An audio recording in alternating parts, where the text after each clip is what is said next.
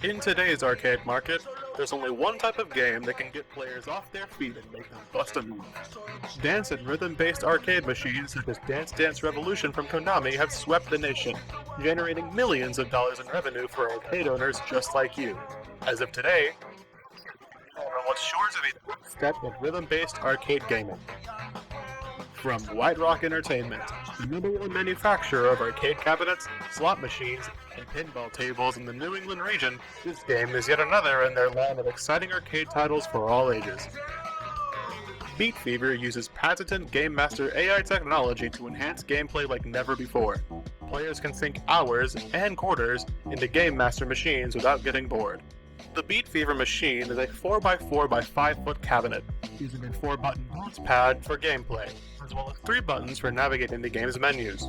The screen is a 25-inch wide display. Playing cost of the machine is adjustable. Recommended is 2 to 4 quarters or franchise-specific tokens. Players will start up the game by inserting their credits and pressing one of the 3 panel buttons to start. Players then will navigate through the menus using the 2 buttons on the side, with the middle being used to select an option. Players will first select a game mode, time attack, or free play. If a player selects free play, they are next given a menu of tracks to choose from. Beat Fever features over 30 fast-paced tracks to select from, including popular genres like contemporary pop and Eurodance. Once they select a track, or if the player selects time attack, they are taken into the main game. Like other similar cabinets, the goal of the game is to keep up in time with the beat of the song. Button prompts of all 4 colors will float up towards the top of the screen on the right side, and when they line up with this bar, the player must press the respective button shown. Hitting the button in exact time with the music will grant the player more points, and display a perfect hit near the top of the screen. The further away the press of the button is from when it reaches the bar, the less points they receive, as well as only displaying a good or okay hit. If the player misses the correct button entirely, they receive no points. In time attack mode, if the player misses enough times, they lose the game, and must insert the appropriate amount of credits to continue. The amount of times a player can miss is based on how long they have been playing. As time attack continues, the game becomes less forgiving. Songs will speed up, slow down, or swap out entirely. Obstacles might begin to obstruct the player's view if they seemingly play well enough.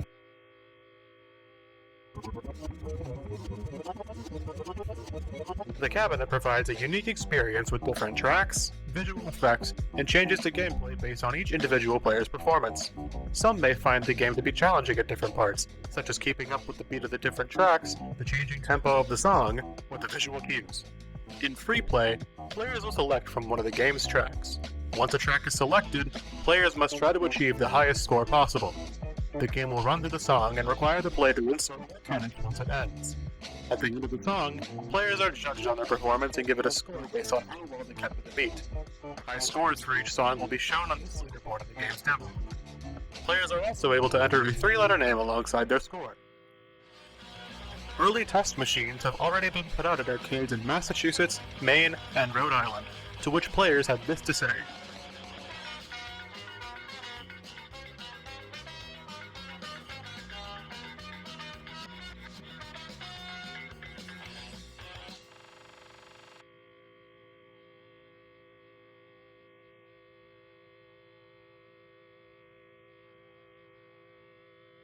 We hope you'll take up our offer to purchase one of our Beat Fever machines for your arcade establishment.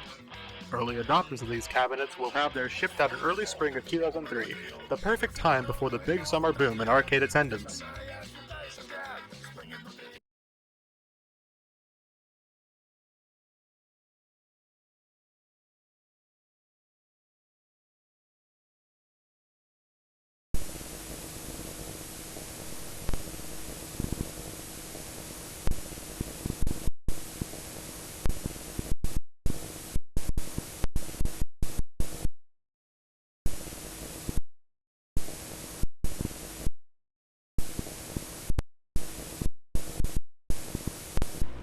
Welcome.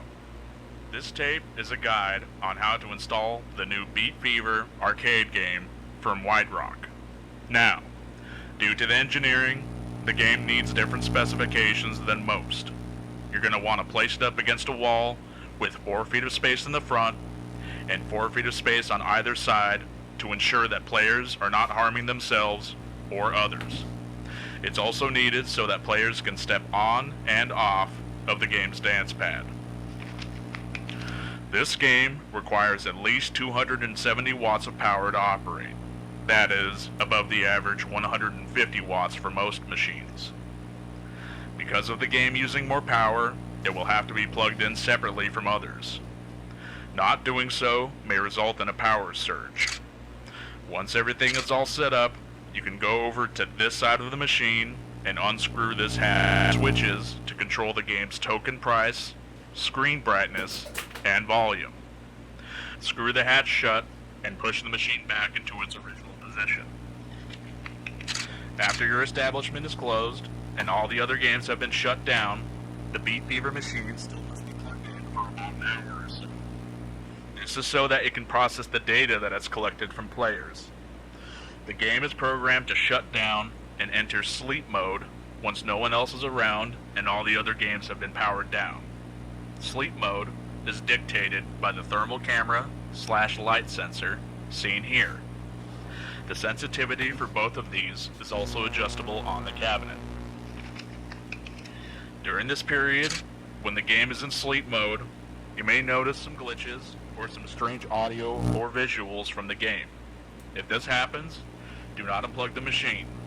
These are what the engineers of the game refer to as dreams, a result of the data still being processed. No matter what the dreams look like, sound like, or what they might say to you, do not unplug the machine. If the game display becomes black randomly in the middle of sleep mode, do not unplug the machine. The machine is not processing the data when the screen displays this. After this, the machine is safe to be unplugged. If at any period the cabinet stops functioning during normal play, do not unplug the machine, do not attempt to repair the game by yourself, and do not attempt to contact any third party. Send a report to us, and we'll have a technician arrive at your establishment within 10 business days to repair the cabinet. Beat Fever uses advanced and expensive engineering, and repairing it without the proper tools or knowledge can result in the game's internal systems being damaged beyond repair. Thank you for watching this.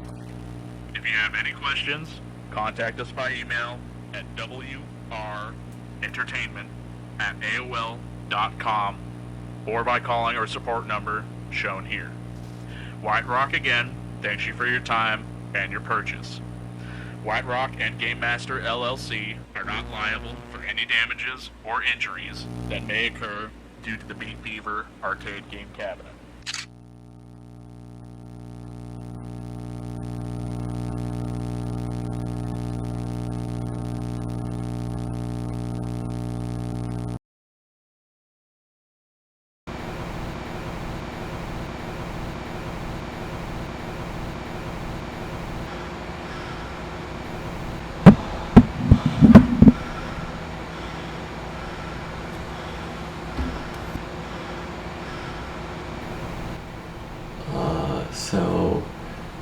I was supposed to keep this one on, but it went out. We're shipping this out tomorrow. The game was supposed to have the lights on for a bit just to test it. I think, I don't know, but I think it shut down. There might be something wrong with it.